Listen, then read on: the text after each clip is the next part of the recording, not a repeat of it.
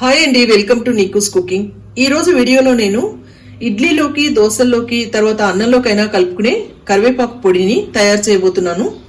ఈ కరివేపాకు పొడి కోసం నేను ఒక 2 స్పూన్లు మినపప్పు తీసుకున్నాను, ఒక 2 స్పూన్స్ శనగపప్పు తీసుకున్నాను, తర్వాత 2 స్పూన్స్ నువ్వులు తీసుకున్నాను, కొద్దిగా వెల్లుల్లి తీసుకున్నాను, తర్వాత ఒక 1.5 స్పూన్ వరకు ధనియాలు తీసుకున్నాను, తర్వాత కొద్దిగా చింతపండు తీసుకున్నాను, తర్వాత ఉప్పు కొద్దిగా తీసుకున్నాను, కొద్దిగా ఒక 2 స్పూన్స్ వరకు ఆయిల్ తీసుకున్నాను. అయితే 1 స్పూనే సరిపోతుందండి.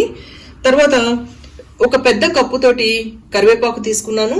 తర్వాత వీటన్నిటికీ సరిపోయేంత కారం కోసం కొన్ని ఎండుమిరపకాయలు తీసుకున్నాను.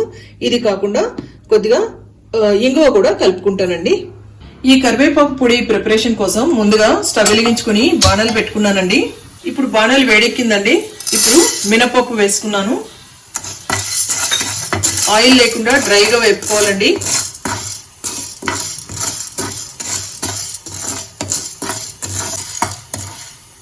ఇప్పుడు మినపప్పు వేగిపోయిందండి. మినపప్పుని తీసుకుని పక్కన ఒక ప్లేట్లో పోసుకుందాం. మళ్ళీ ఇదే బాణంలోకి శనగపప్పును వేసి వేపుకోవాలండి.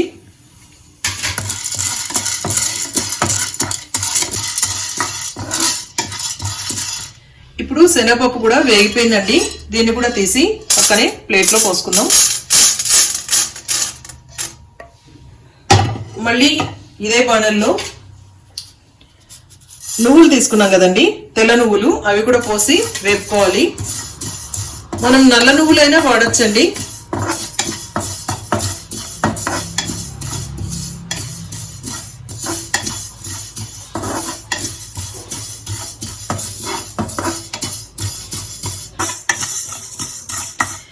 ఇప్పుడు నువ్వులు కూడా వేగిపోయాయండి. వీటిని కూడా తీసి ప్లేట్లో పోసుకుందాం.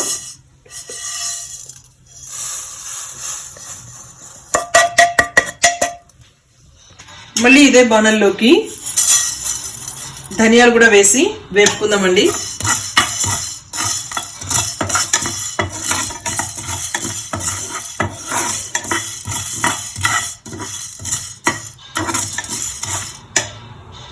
ఇప్పుడు ధనియాలు కూడా వేగిపోయాయండి. వీటిని కూడా తీసి ఇదే ప్లేట్లో పోసుకుందాం. ఇప్పుడు ఈ చింతపండును కూడా కొద్దిగా వేపి తీసుకుందామండి.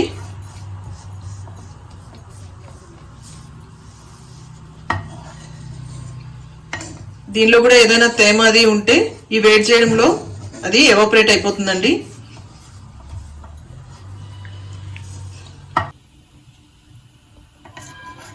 ఇప్పుడు చింతపండు కూడా వేగిపోయిందండి. దీన్ని కూడా తీసి ఈ ప్లేట్లోనే వేసుకుందాం.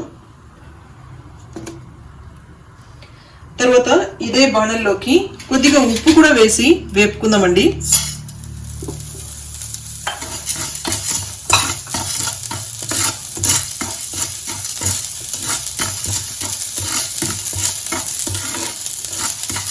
ఇప్పుడు ఈ ఉప్పుని కూడా ఇందులో పోసేసుకుందాం. ఇప్పుడు ఇదే బాణంలోకి ఒక 1/2 స్పూన్ ఆయిల్ వేసుకున్నానండి. ఆయిల్ వేడెక్కిన తర్వాత ఈ ఎండుమిరపకాయలు తీసుకున్నాను కదండి, ఆ ఎండుమిరపకాయలను వేపుకుంటున్నాను.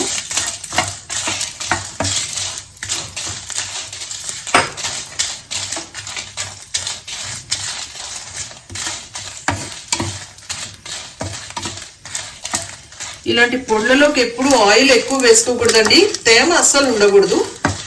ఈ 2 జాగ్రత్తలు తీసుకుంటే పొళ్ళు 2-3 నెలల వరకు చక్కగా స్టోర్ చేసి పెట్టుకోవచ్చండి.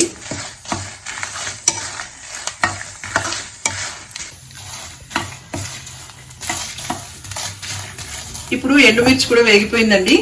దీన్ని కూడా తీసి ఈ ప్లేట్లోకి పోసుకుంటున్నాను. తర్వాత ఇదే బాణంలోకి కరివేపాకు తీసుకున్నాం కదండి, కరివేపాకు కూడా వేసి వేపుకుంటున్నాను.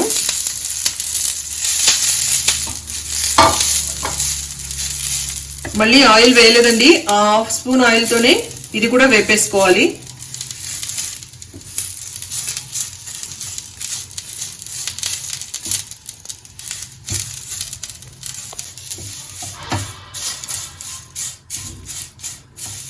ఇప్పుడు కరివేపాకు కూడా వేగిపోయిందండి. ఈ కరివేపాకుని తీసి ఇదే ప్లేట్లోకి పోసుకుందాం.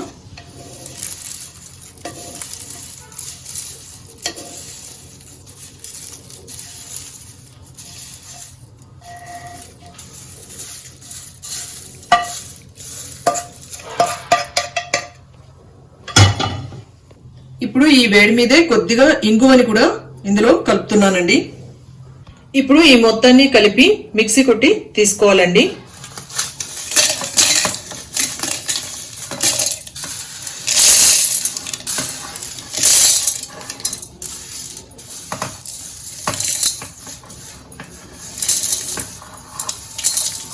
సాల్ట్ మొత్తం వేసుకోలేదండి, హాఫే తీసుకున్నాను. సరిపోకపోతే చూసి మళ్ళీ లాస్ట్ లో వేసుకుంటాను.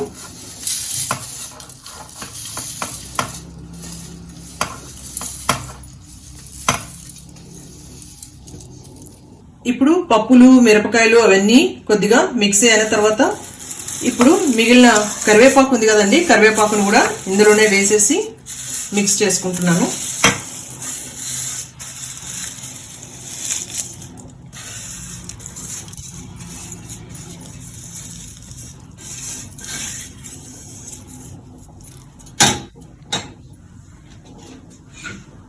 ఇప్పుడు దించుకునే ముందుగా కొన్ని వెల్లుల్లి రెబ్బలు కూడా వేసి ఒకసారి మిక్స్ చేసుకోవాలండి. అంతే అండి, టేస్టీగా హెల్దీగా ఉండే కరివేపాకు పొడి రెడీ అయిపోయిందండి.